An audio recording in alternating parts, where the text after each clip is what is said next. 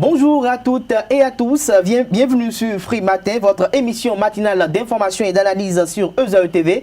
Plus aucun doute, jusqu'à nouvel ordre, la rentrée des classes en République du Bénin est prévue pour le 18 septembre de l'an 2017. Nous en parlerons dans le débat avec Yves Lokossou et Eloge Gandaro. Mais avant cela, je vous présenterai la une des journaux de quelques quotidiens parus ce jour au Bénin. Et à suivre après cela, tout juste après cela, le journal de Free Matin qui sera présenté ce jour par Aude Guézodier. Aude, bonjour. Bonjour Kader. Alors dans le journal, nous aurons quoi déjà? Nous parlerons des examens nationaux de licence et de master qui s'approchent à grands pas et des stands de fournitures scolaires qui n'attirent pas encore la population béninoise. Alors à suivre également Free Sport avec Jean-Luc Dagan. Avec lui, nous aborderons l'édition 2017 des championnats nationaux d'aviron junior et senior, soit la soirée UEFA, Cristiano Ronaldo élu joueur de l'année UEFA et le tirage de la C1, les 8 poules de la Ligue des champions qui sont déjà connus. Bienvenue, bonjour, voici la pub. Papa. Oui, ma fille. Tu sais, je t'ai dit qu'après mon bac, je veux devenir journaliste reporter d'image, non? Papa, tu penses m'inscrire où? ESAE. ESAE, papa. Waouh! Maman, maintenant que j'ai eu le bac, je veux faire les finances et trésors. Tu comptes m'inscrire où? ESAE, beau-fils. ESAE? Oui, maman! Papa, Oui. tu sais qu'après mon bac, je vais être diplomate, non? Et tu comptes m'inscrire dans quelle université? Mais ESAE, naturellement. ESAE? À ESAE, vous êtes bien formé dans les filières comme administration du travail et de la sécurité sociale, administration générale et territoriale, administration des impôts, gestion des marchés publics, planification et développement local, droit et sciences politiques, sciences économiques et de gestion. ESAE, c'est aussi sa télé numérique ESAE TV et son journal L'Informateur. ESAE, c'est à Bedjromede, 3e rue après le carrefour 16 ampoules allant à Jericho. Numéro de téléphone 98 98 14 00 96 80 55 11 90 93 65 21. ESAE, l'excellence a un nom. La une de quelques quotidiens parus ce jour au Bénin. Nous démarrons par le quotidien de service public La Nation qui titre en manchette « Lutte contre la traite des personnes au Bénin, encore du grain à moudre » s'exclame le canard. Nous passons à Fraternité qui titre en manchette « Après ses congés, Talon rentre ce week-end, place au travail ». Toujours avec le quotidien Fraternité, interpellation de la police et de la gendarmerie. Le peuple réclame la lumière sur la mort du sous-officier Savi. Le procureur doit ouvrir une enquête. Le meilleur en manchette.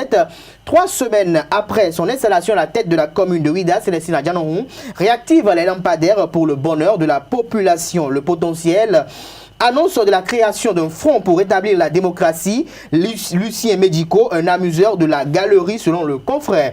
L'économiste fête de la Tabaski 2017, hausse des prix des moutons. L'événement précis, soupçon de mauvaise gestion du maire de Porto Novo. La mairie clarifie et désavoue ses détracteurs. Nord-Sud quotidien. Action de l'administration fiscale, pas d'acharnement, qui paie ses impôts s'enrichit. L'actualité, redressement diligenté dans plusieurs structures sur le territoire national, une lutte implacable contre l'évasion fiscale. Talon cherche les moyens internes pour la réalisation du programme d'action du gouvernement Bénin. Révélé, Bénin intelligent.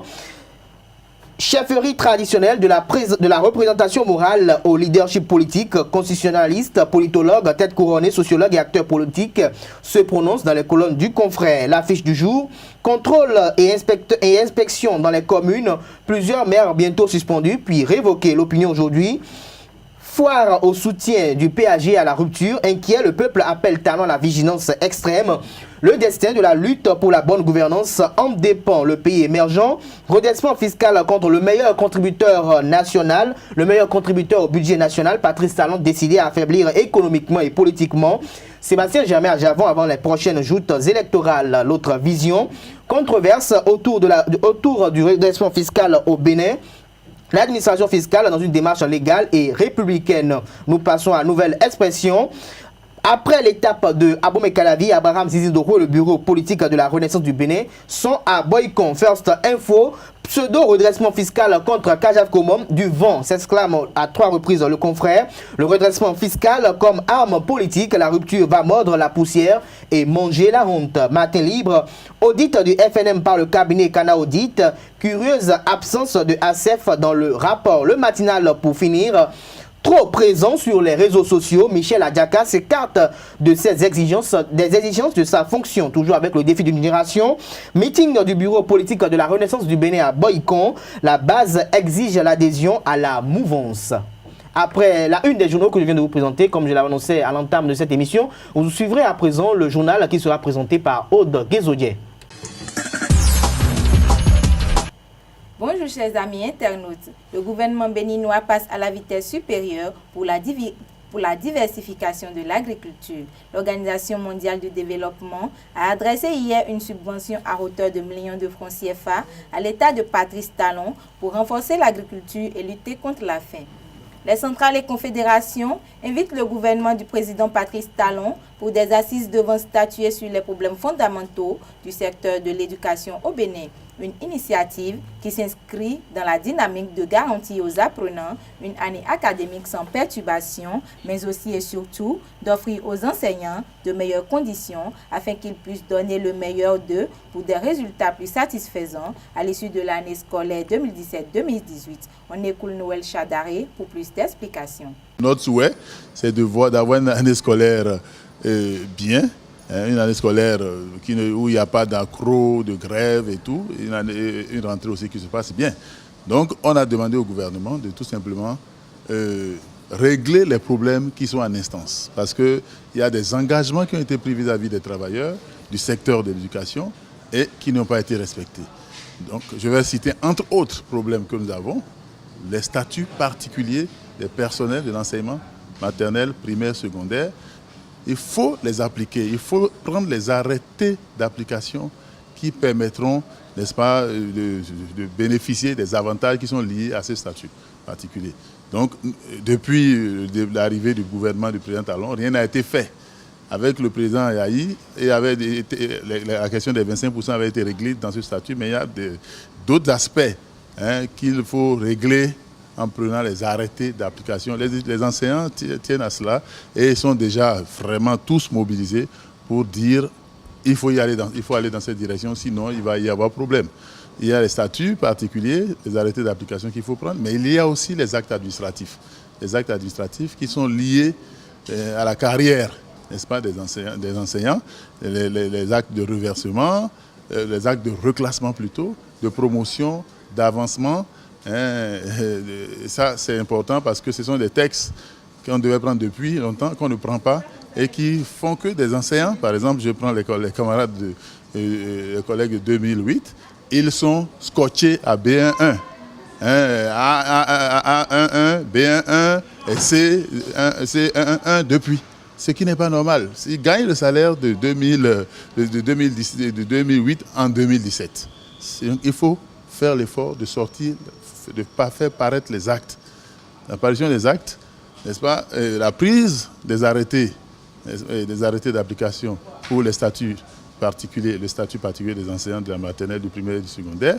Et aussi, il faut payer les salaires aux contractuels qui ont été qui sont entrés dans la fonction publique, ceux de 2017.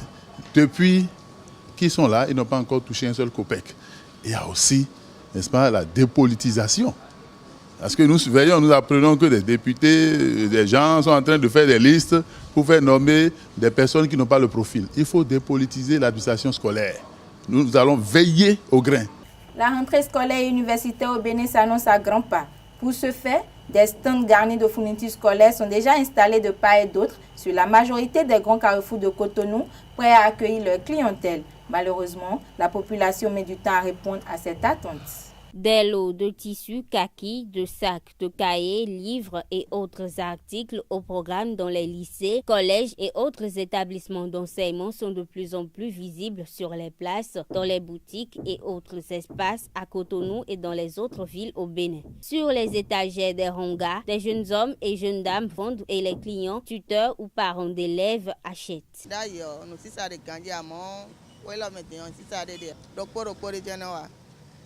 Je ne sais pas comment on l'a dit. Je ne sais pas si on l'a pris. Je ne sais pas si on l'a dit. Je ne sais pas si on l'a dit. Je ne sais pas. Tantôt on a des clients qui viennent demander les prix et s'en vont. Certains qui payent les produits comme ça se doit, effectivement. Ça. Bon, il y a certains clients qui viennent et qui nous, est-ce que je vais dire, fait perdre le temps, mais qui n'achètent pas et s'en vont. Ils viennent demander les prix. On les sait également. D'abord, il y a les clients qui ne sont pas encore bien fixés sur la date du démarrage de la rentrée. Et ils sont un peu hésitants. Ils sont en train aussi de parler un peu de la crise qui secoue un peu la ville. Actuellement, ils ont dit qu'il n'y a pas l'argent. Actuellement, on ne vend même pas sur le stand. Depuis le matin jusqu'à présent, on vient de vendre pour 500. Les clients, quand ils viennent, ils demandent seulement le prix, ils disent qu'ils n'ont pas encore l'argent et qu'ils ne savent même pas la date où la rentrée aura lieu. Et ils demandent seulement les prix.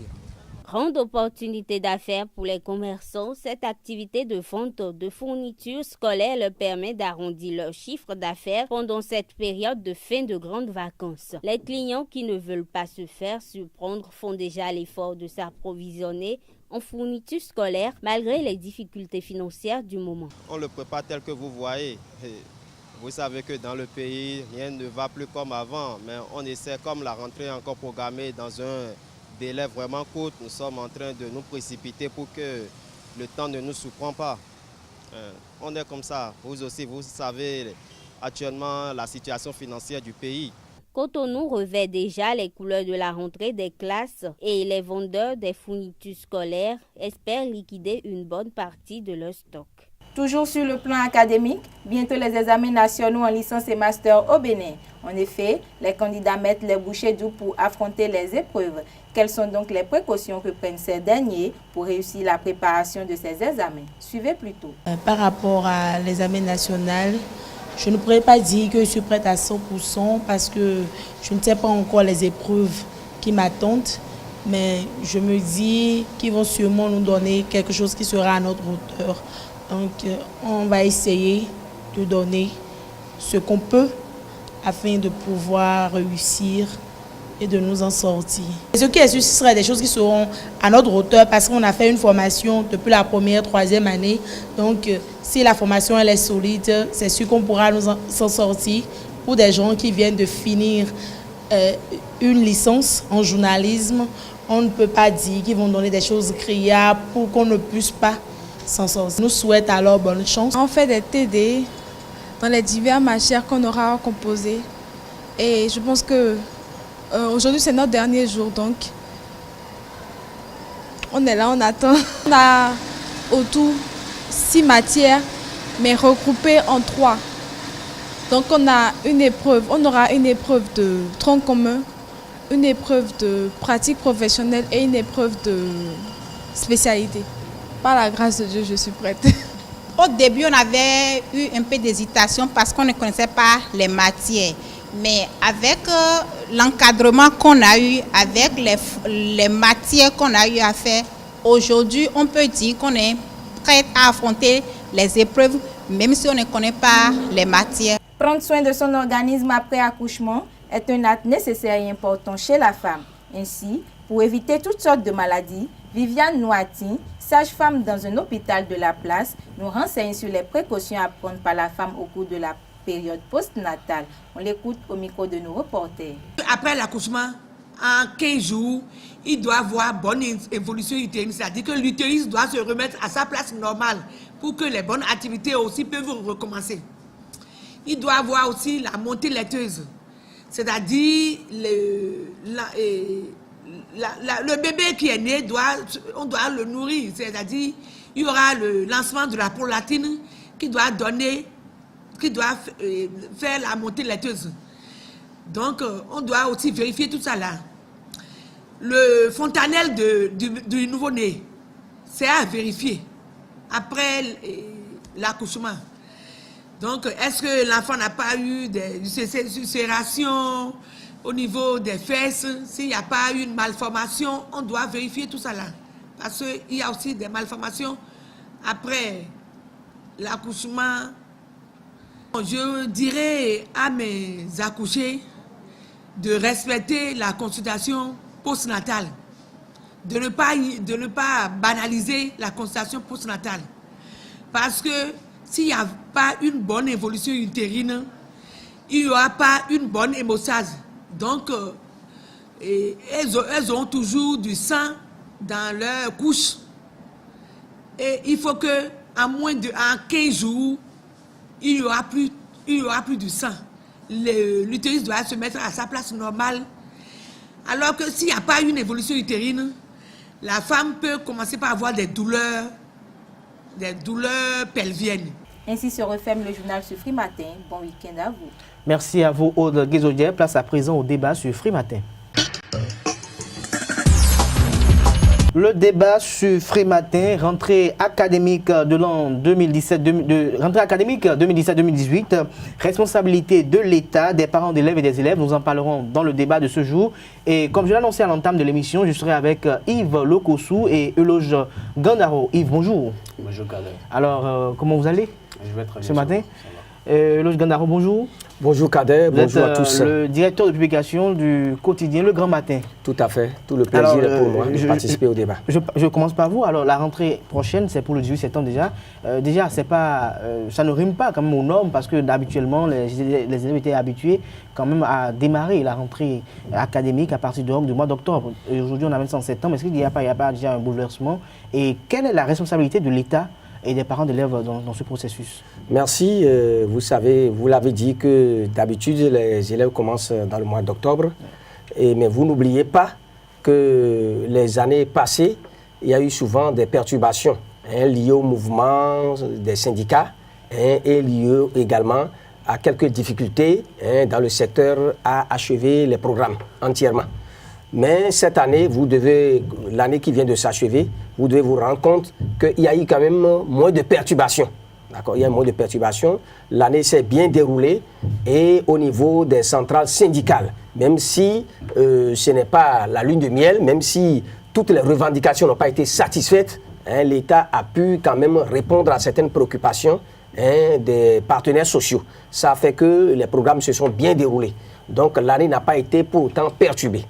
Quant à la responsabilité de l'État, des parents et des élèves, je crois que chacun à son niveau doit jouer sa partition. L'État, n'est-ce pas, a pour responsabilité primordiale, n'est-ce pas, de créer les conditions favorables au bon déroulement des cours, en mettant en place les infrastructures qu'il faut, n'est-ce pas, en faisant en sorte qu'il y ait le personnel disponible au niveau de tous les établissements d'enseignement scolaire, secondaire ou supérieur. Je ne parle pas non seulement des grandes villes, je parle même des localités reculées, des zones reculées du pays, puisque c'est là surtout que nous regrettons qu'il y a assez de problèmes. En matière d'infrastructure, vous voyez que c'est du matériel précaire.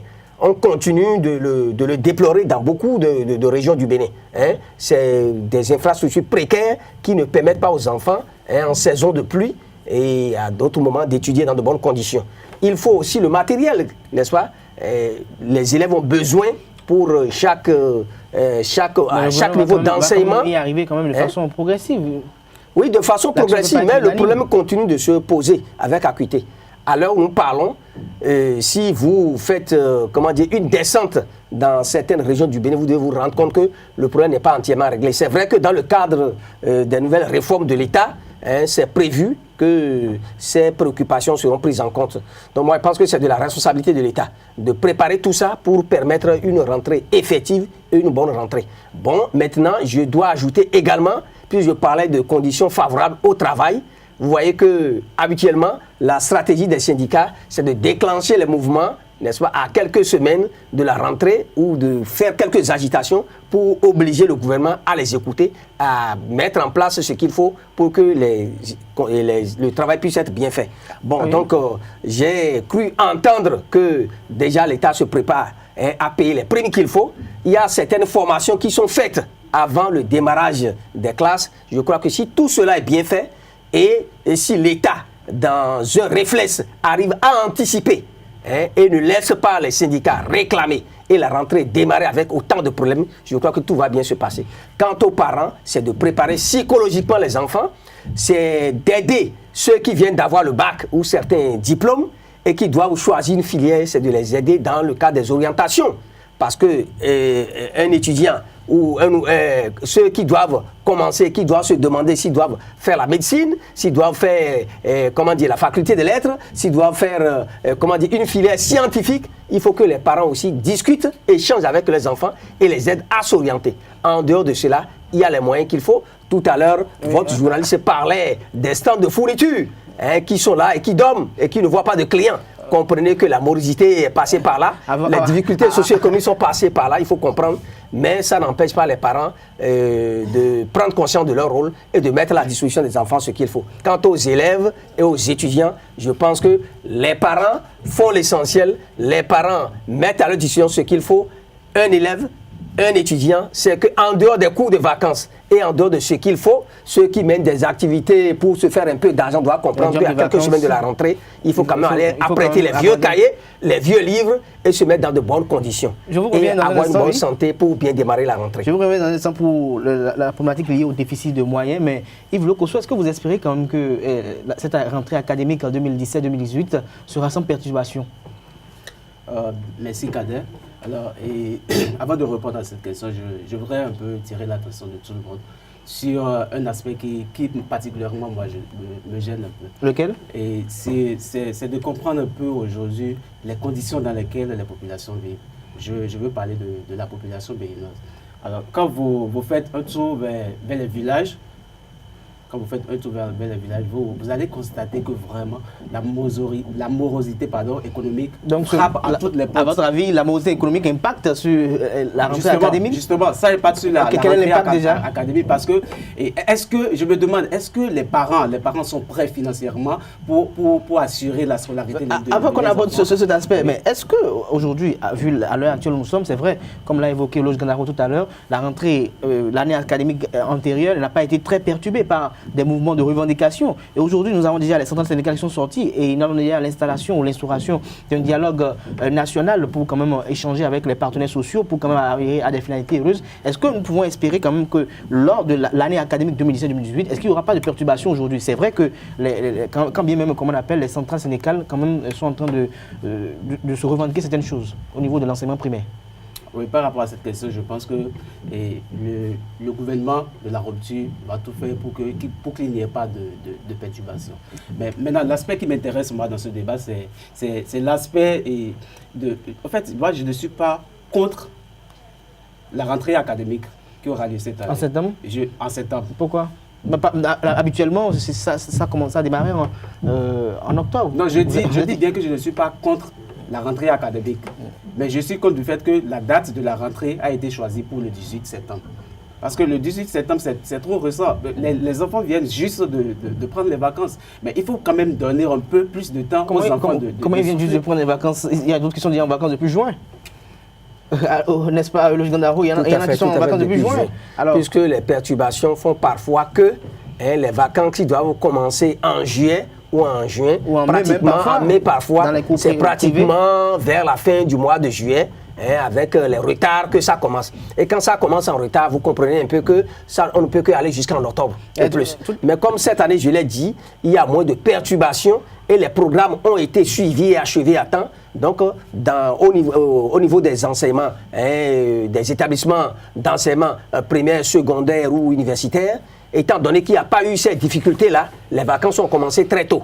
Donc, il ne servira à rien de les prolonger, de rester dans une prolongation, alors que vite commencer, vite achever, ce serait le mieux. Mais est-ce qu'à un niveau donné, est-ce qu'il n'y a pas une politique de 2 poids 2 mesures? Parce que quand on voit certains qui sont déjà en vacances depuis juin et d'autres qui sont allés à l'examen, qui vont finir bientôt et qui automatiquement, après l'examen, qui doivent poursuivre leur cycle académique, doivent automatiquement entamer une autre rentrée juste 2 semaines après. Est-ce qu'on ne voit pas quand même 2 poids 2 mesures? Parce qu'eux, ils ne sont pas autant reposés, alors qu'ils vont encore affronter comme on l'appelle, des nouveaux cours avec une myriade de choses qui vont quand même impacter sur leurs aptitudes psychologiques.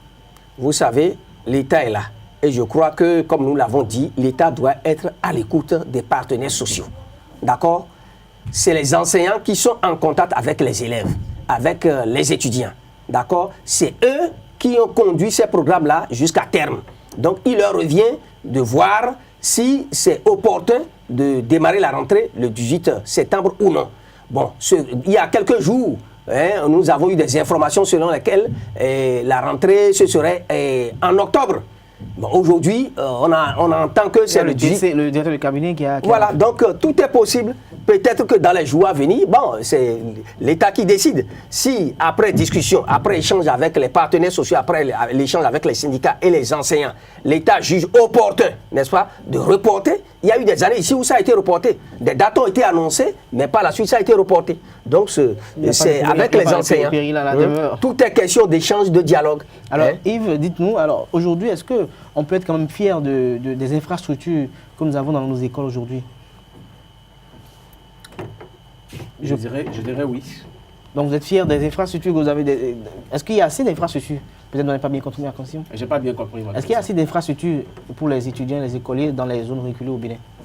Je ne pense pas. Sur ce point, je dis non. Il n'y a pas assez d'infrastructures pour les élèves, surtout dans les zones reculées, comme vous l'avez dit. Il n'y a pas assez d'infrastructures. Alors, Loge Gandaro, sur ce plan, est-ce qu'on ne voit pas quand même que le gouvernement doit quand même essayer de... C'est vrai qu'il y a des efforts colossaux qui sont quand même remarquables, qu'on essaie de voir, mais est-ce que le gouvernement ne va pas beaucoup faire mieux? Parce que quand on voit que même dans Abomey-Calavi aujourd'hui, il y a quand même des écoles qui sont sous des feux de paille, et sous des feux de paille, des gens qui étudient encore dans Abomey-Calavi, sur, comme on appelle, des troncs d'arbres. Est-ce qu'on ne voit pas quand même que le gouvernement doit quand même faire diligence? Parce que si dans les communes aujourd'hui, les grandes communes, comme on appelle la statut particulier du Bénin, il y a ces cas, qu'en dirait-on des autres communes très reculées dont on n'entend jamais presque parler? Tout à fait, je suis de votre avis, parce que tant qu'il reste à faire, c'est comme si rien n'est fait. D'accord? Comme je l'ai dit tantôt, les gouvernements qui se sont succédés ont fait des efforts. Mais cela ne veut pas dire aujourd'hui que ce n'est pas la panacée, que tous les problèmes sont réglés. Parce que lorsque vous êtes dans les grandes villes, n'est-ce pas? Vous êtes dans les grandes villes, et même, comme vous l'avez souligné, dans les grandes villes, il y a certaines localités où vraiment c'est du matériel précaire, n'est-ce pas? L'État en a pris conscience dans le cadre des nouvelles réformes. Je crois que l'État envisage installer davantage des infrastructures. Parce que, comme vous l'avez souligné, vous allez, comment dirais-je, dans certaines communes, considérées toujours comme des communes pauvres, dans le Mono Koufo et dans les départements de la Donga et de la Takora, vous allez dans les zones reculées. Vraiment, ça laisse à désirer. Les enseignants continuent de déplorer le fait qu'il n'y ait pas d'infrastructure appropriée pour permettre que le travail se déroule dans de bonnes conditions. Donc je crois que c'est un défi permanent, c'est un défi qui est là. L'État, malgré les efforts qu'il a fait et que nous reconnaissons, je crois que l'État en a pris conscience et nous espérons que l'État fera ce qu'il faut parce que c'est un droit. C'est un droit pour les enfants d'étudier dans de bonnes conditions. Et lorsque le gouvernement ne le fait pas, alors là, c'est une violation des droits des enfants. Donc, l'État en a pris conscience. Et comme c'est annoncé dans le cadre des réformes prochaines, et même dans le cadre du programme d'action du gouvernement qui est en cours, nous espérons que pour une question de développement, pour le bien-être des enfants, l'État va s'y mettre pour permettre qu'il y ait un certain équilibre au niveau de toutes les régions, parce que c'est également ça. Lorsqu'il n'y a pas d'équilibre, vous voyez, il y a des frustrations, il y a des déceptions, et les soulèvements y suivent. Alors, une question de développement doit se faire dans ce sens-là pour que, à chaque niveau, dans chaque région, il y ait les infrastructures appropriées, mais qu'il y ait aussi le personnel qu'il faut. Parce que la plupart du temps, les enseignants n'aiment pas aller dans ces coins-là parce qu'il n'y a pas les conditions favorables pour les études. Mais tant que l'État sera à l'écoute des partenaires et va anticiper et ne laissera pas les syndicats aller d'abord en grève, faire d'abord des mouvements avant d'aller à la table de négociation, tant que nous aurons un gouvernement qui anticipe, un gouvernement qui est à l'écoute de ses partenaires sociaux, un gouvernement qui sait mettre l'essentiel à leur disposition au niveau de toutes les régions, je crois que l'éducation va, connaître le développement qu'il faut et tout le pays, le Bénin, va connaître le développement que nous attendons. Merci à vous, Loge Gandaro, qu'ils vous entendent et qu'ils vous comprennent et qu'ils vous suivent. Merci à vous, Loge Gandaro. Merci à vous, Yves Lokosu. Je rappelle que vous êtes respectivement directeur de publication du quotidien Grand Matin et étudiant à ESAE. C'est la fin du débat sur Free Matin. Place à présent à Free Sport avec Jean-Luc Dagan. Jean-Luc Dagan, bonjour. Bonjour Kader. Alors vous êtes installé pour nous présenter la page, les informations sportives ce matin. Alors nous démarrons par l'édition 2017 des championnats nationaux d'Aveyron Junior et Senior. Le Yacht Club à Aboki-Kodi abrite la compétition les 26 et 27 août 2017. Le coup d'envoi de l'édition 2017 des championnats juniors et seniors va être donné dans l'après-midi du samedi 26 août au Yacht Club à Bokikodi, à Akpakpa. Organisé par la Fédération béninoise d'aviron, course de pirogue et pédalo, cette compétition permettra d'évaluer les performances des athlètes et pourvoir au poste qualificatif pour le championnat d'Afrique d'aviron prévu en Tunisie en 2017. C'est très intéressant. Alors Cristiano Ronaldo, qui est le joueur de l'année UEFA lors de la soirée UEFA.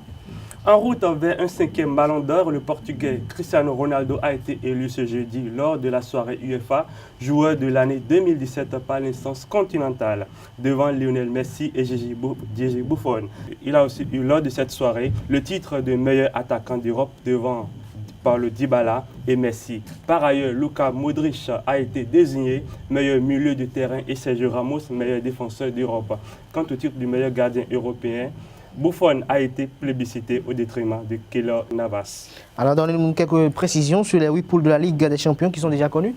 Ah oui, au niveau du groupe A, nous avons le Benfica, Manchester United, FC Bâle, CSKA Moscou. Au niveau du groupe B, nous avons le Bayern Munich, le PSG, Anderlecht, Celtic. Le groupe C, Chelsea, Atlético Madrid, AS Roma, Qarabag. Groupe D, Juventus, Barça, Olympiakos, Sporting Lisbonne, groupe E, Sparta Moscou, FC Séville, Liverpool, Maribor. Au niveau du groupe F, nous avons Shakhtar Donetsk, Manchester City, Naples, Feyenoord. Au niveau du groupe G, nous avons Monaco, Porto, Besiktas, Leps, c'est ça?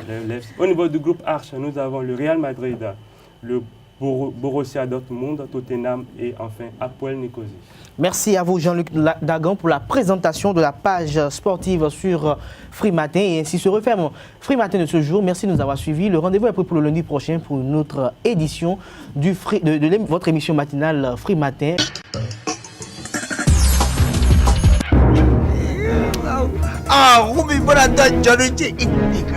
Suspense.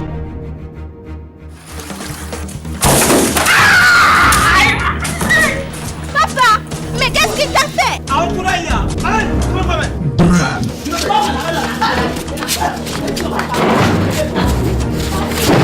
Action, humour, tout ceci est au rendez-vous dans ce nouveau film, La Cour de Bazar, la Cour de Bazar. Bazar, toi laissez-nous 5 secondes, moi, déshabille-toi tout.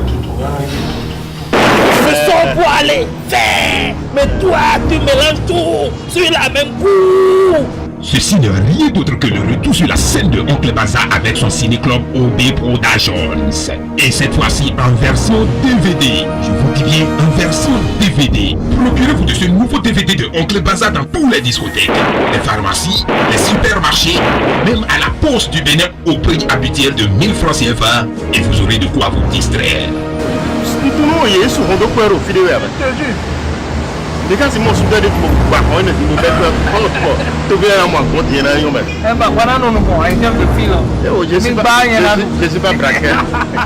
Merci de nous avoir suivis et passez un agréable week-end en compagnie de nos programmes sur les www.ezaetv.com.